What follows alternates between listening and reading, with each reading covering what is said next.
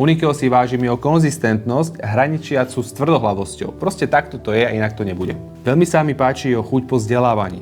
Už od začiatku kariéry absolvoval úplne všetky vzdelávania, ktoré v rámci firmy máme, čo je nevyhnutný predpoklad toho, aby každý mohol rásť. Každý má nejakú životnú situáciu a Niky v tej svojej dokázal vybudovať riaditeľstvo, čo je obdivuhodné a ja mu k tomu blahoželám.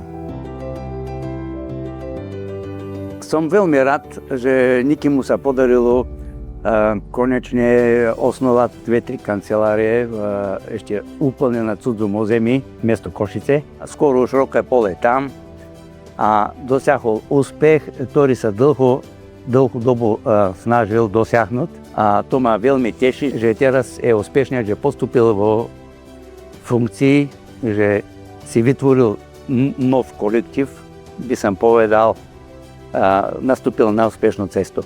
Niky, prajem ti, aby si sa osobnostne naďalej posúval a aby tvoje riaditeľstvo stále rástlo. Niky, výborná práca s tvojimi ľuďmi, konzistentne pokračuj v odovzdávaní tých skúseností, pretože tvoja podpora je to, čo potrebujú.